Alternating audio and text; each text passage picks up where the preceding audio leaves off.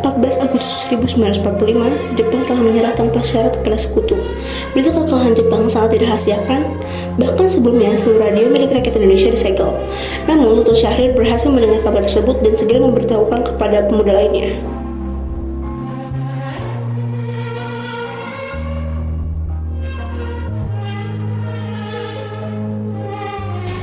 Japan has today surrendered. Setelah mendengar kabar menyerahnya Jepang melalui radio BBC London, Sultan Syahrir segera bergegas menemui para pemuda lainnya untuk memberitahukan hal ini. Kita harus cepatnya melaksanakan proklamasi. Betul, sudah lama negara kita dijajah, sudah saatnya tidak lepas dari para penjajah. Assalamualaikum. Waalaikumsalam. Saya punya berita menggembirakan untuk kita semua. Saya baru saja mendengar berita dari radio BBC London bahwasanya Jepang menyerah kepada sekutu. Artinya negara kita sedang mengalami kekosongan kekuasaan. Ya, betul sekali. Ini kesempatan emas kita untuk memproklamasikan kemerdekaan Indonesia. Kita harus mendesak Bung Karno dan Bung Hatta untuk segera melaksanakan proklamasi. Jika bisa, hari ini pun kita harus melakukan proklamasi. Benar, supaya kemerdekaan Indonesia tidak menjadi pemberian dari Jepang. Selanjutnya, para pemuda yaitu Wikana, Darwis, Suroto Kunto, dan Subardio pergi ke kediaman Soekarno untuk mendesak mengenai proklamasi kemerdekaan. Assalamualaikum. Waalaikumsalam, ada apa ya?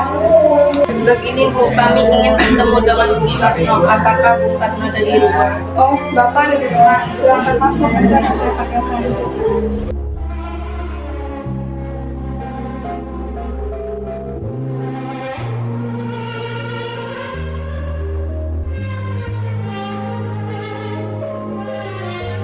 Apa yang saudara-saudara bicarakan?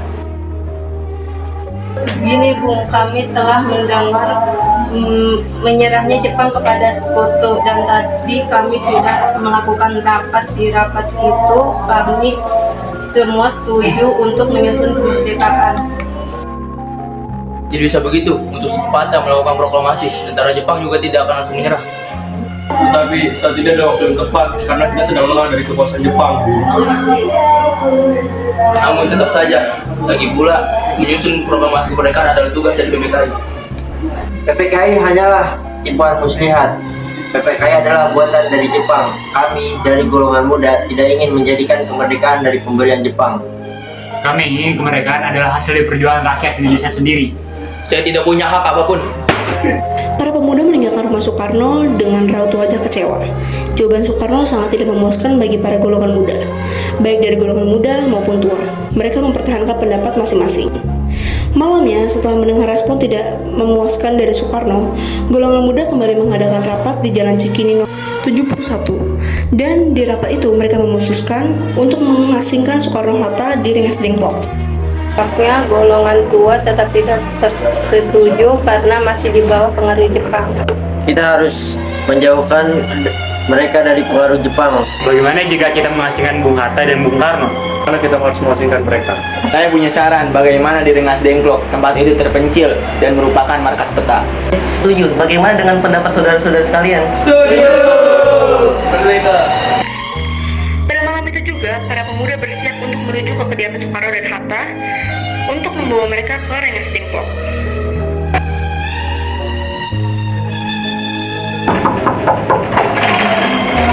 Ada apa ini?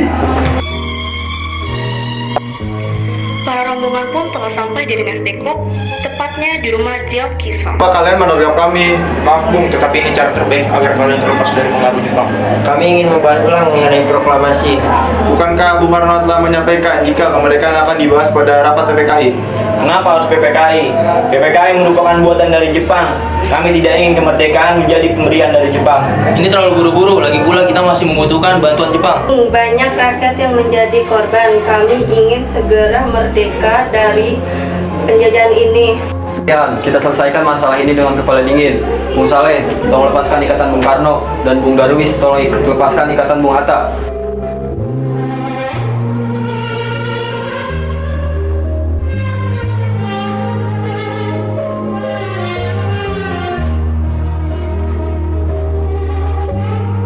Saya sangat menghargai pendapat kalian berdua. Hal ini untuk meraih kemerdekaan. Kesempatan ini tidak akan datang dua kali. Sebetulnya saya setuju dengan golongan muda. Namun, apakah kita bisa melaksanakan proklamasi tersebut? Tentara Jepang masih mengawasi kita. Jika kita berusaha, kita pasti bisa. Tentara sedang meraih kemerdekaan Jakarta. Lalu bagaimana, Bung? Baik, besok kita akan melaksanakan proklamasi tersebut.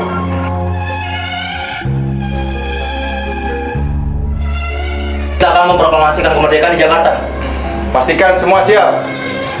Terima kasih, Bung. Kita akan melaksanakan teks proklamasi di Rumah Laksana Maeda pada tanggal 17 Agustus 1945. Besok Indonesia merdeka. Akhirnya setelah perundingan panjang antara golongan muda dan golongan tua, proklamasi kemerdekaan akan dilaksanakan pada tanggal 17 Agustus 1945. Mereka kembali ke Jakarta dan penyusun naskah proklamasi akan dibuat di Rumah Laksamana Muda Tadashi Maeda.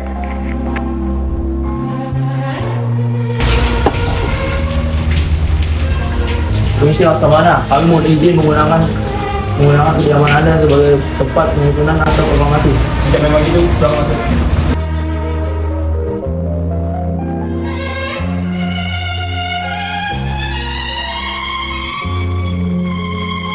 Silakan gunakan tempat ini dan fasilitas untuk menyusun proklamasi kemerdekaan Indonesia. Terima kasih Laksamana.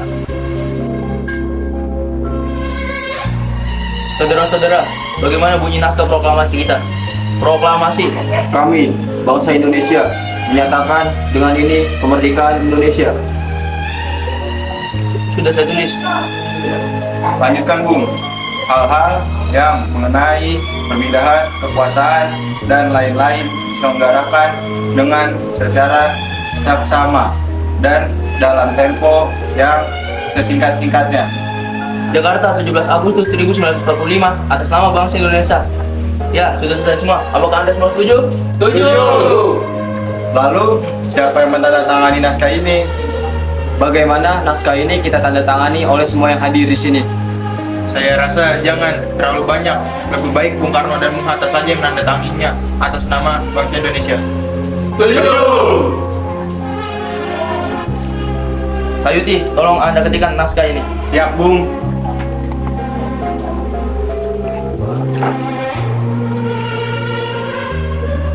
Naskah proklamasi yang ditulis manual oleh Soekarno dan bantuan dari Hatta, Ahmad Subarjo, Soekarni pun segera diketik oleh Sayuti Melik.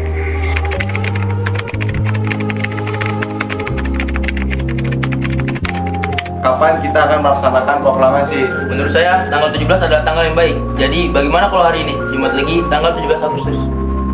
Setuju, Bung. Lebih cepat, lebih baik. Pukul berapa kita akan melaksanakannya?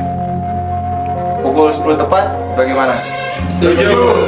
Di mana kita akan melaksanakannya, Bung? Di rumah Bung Karno. Setuju! Ini naskahnya, Bung. Silakan ditandatangani. Baiklah.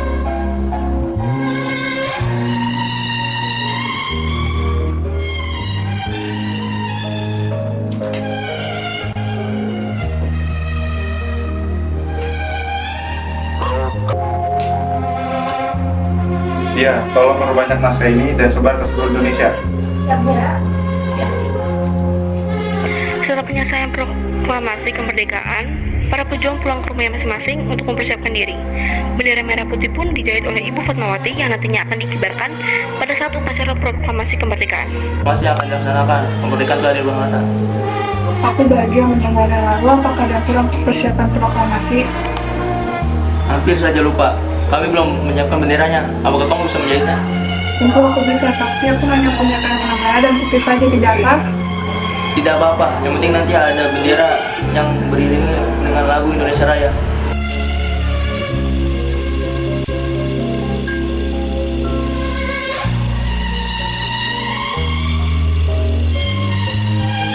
Jumat pagi pukul 10, semua orang pada berkumpul di halaman depan rumah IAIN Soekarno di Jalan Pegangsaan Timur nomor 56 Jakarta untuk mendengarkan pelaksanaan proklamasi.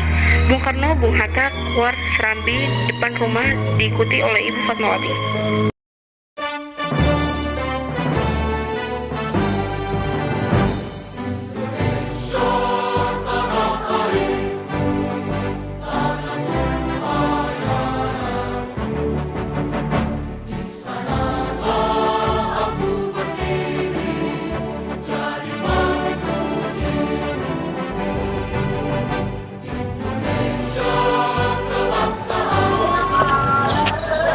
Proklamasi. Kami, bangsa Indonesia, dengan ini menyatakan kemerdekaan Indonesia. Hal-hal yang mengenai pemindahan kekuasaan dan lain-lain diselenggarakan dengan cara seksama dan dalam tempo yang sesingkat-singkatnya. Jakarta, 17 Agustus 1945, atas nama bangsa Indonesia.